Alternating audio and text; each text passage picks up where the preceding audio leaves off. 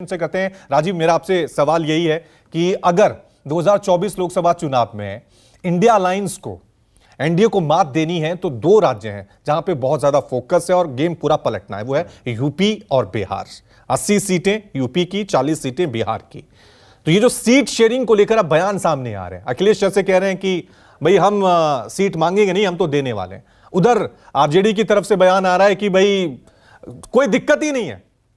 तो ये जो सीट शेयरिंग के फॉर्मूले को लेकर बयान सामने आ रहे हैं, क्या आपको लग रहा है कि इन दो राज्यों में इंडिया अलायंस एनडीए को जोरदार टक्कर देता हुआ नजर आएगा? और ये इतना आसान है जितने आसान ये बयान सामने आ रहे हैं सीट शेयरिंग को लेकर?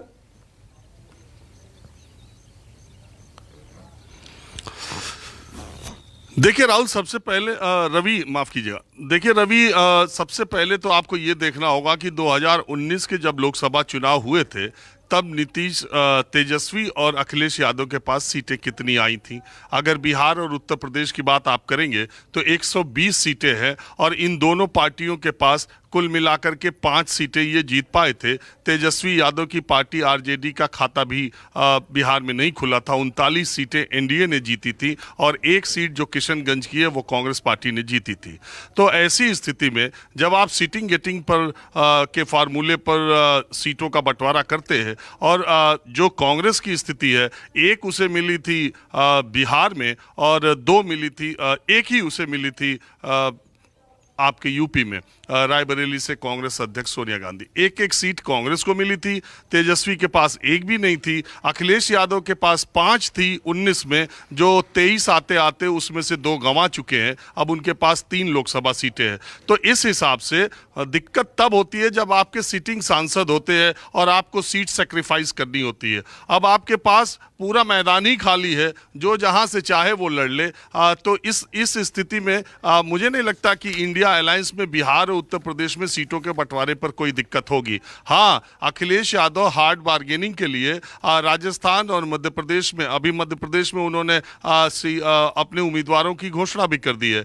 2018 के विधानसभा मध्य प्रदेश के चुनाव में 5 सीटें ऐसी थी जिसमें एक में समाजवादी पार्टी जीती थी और 4 सीटों पर दूसरे स्थान पर रही थी जब वो भारतीय जनता पार्टी से हारी थी। तो चाहे माइक पर बयान दे रहे हैं अखिलेश यादव, लेकिन असल बात यह है कि वो समाजवादी पार्टी, मध्य प्रदेश जहां मैं हूं मुरैना में, मध्य प्रदेश का जो ये इलाका है जो इटावा से जो उत्तर प्रदेश से जुड़ा हुआ है, मुरैना में, ग्वालियर में, भिंड में, इन इलाकों में, और जो उधर रीवा सतना है, उन इलाकों में समाजवादी पार्टी और बीएसपी का प्रभाव अच्छा खासा है। और इन इलाकों से अलग अलग जगहों से बीएसपी और समाजवादी पार्टी के विधायक जीतते भी रहे हैं।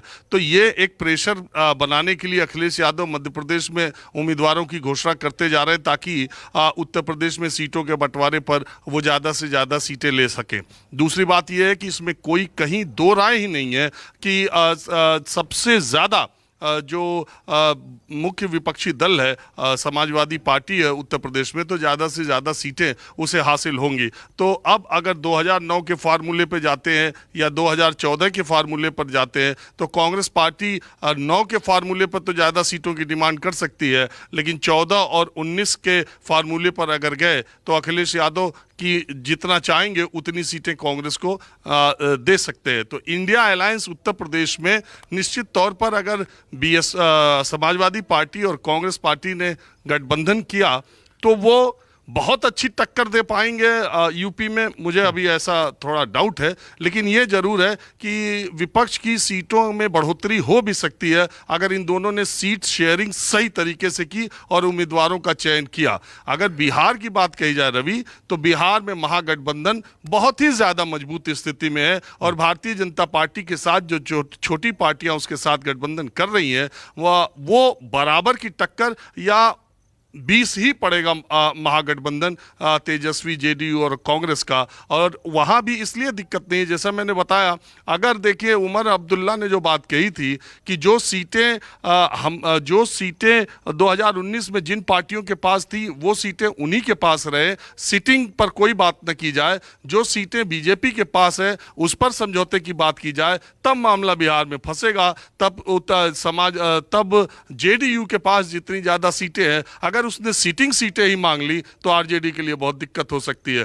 तो अभी लेकिन मुझे ऐसा लगता है चूंकि आरजेडी का कोई भी लोकसभा सांसद नहीं है और जेडीयू के पास ज्यादा सांसद है, हालांकि विधायक आरजेडी के ज्यादा है, लेकिन चूंकि एक गठबंधन सरकार वहां पर चल रही है आरजेडी, कांग्रेस और जेडीयू की, तो सीटों के बंटवारे में कोई दिक्कत होगी नहीं। लेकिन उत्तर प्रदेश और बिहार दोनों की स्थिति को एक तरीके से नहीं देखा जा सकता। मैं हमेशा आपको यह कहता हूं कि गुजरात के बाद उत्तर प्रदेश की सबसे मजबूत स्थिति किसी प्रदेश में है तो वो उत्तर प्रदेश है। आज की तारीख में गुजरात के बाद उसका नंबर आता है और लोकसभा सीटों के हिसाब से वहां इंडिया को काफी मशक्कत करनी पड़ेगी। ठीक है।